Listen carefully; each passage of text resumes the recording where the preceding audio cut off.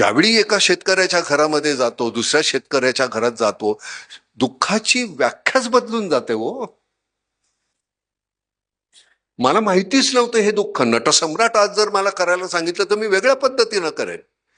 माझं नटसम्राटाचं दुःख जे आहे ते 4 भिंतीमधलं आहे, गोंजारलेलं दुःख आहे.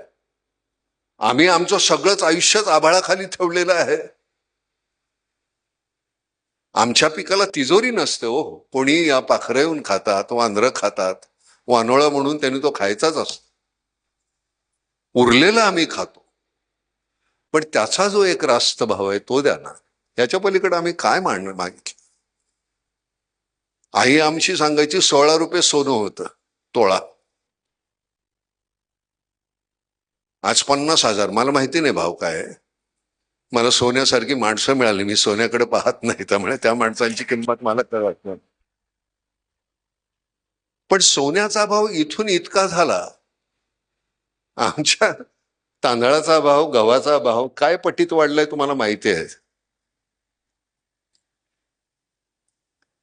का नाही करत? 80%, 90% आपण होतो, आता 60-50% आलो शेतकरी. पण 50% सरकारकडे मागू नका. कुठलं सरकार करायचं हे ठरवा.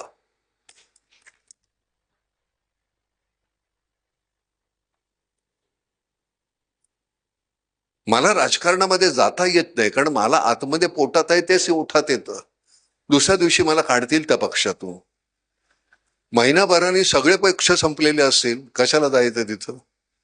इथं आल्यानंतर मनापासून जे बोलता येतं. बरं, सगळ्यात महत्वाची गोष्ट कधी कळणार ह्यांना आपण मारणार आहोत?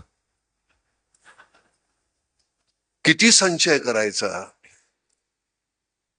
मृत्यू आहे, अटळ आहे, तुम्हाला माहिती नाही का? अमर असल्यासारखे का वागता तुम्ही? काय बोलता? कुठले आदर्श ठेवता आमच्या नवीन पिढीसमोर तुम्ही? काय चाललेलं आहे?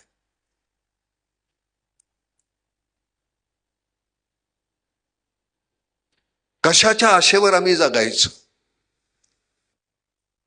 रोज आम्हाला अन्न देणारा जो आहे त्याची जर तुम्हाला पत्रास नसेल तर मग आम्ही तुमची पत्रास का ठेवायची?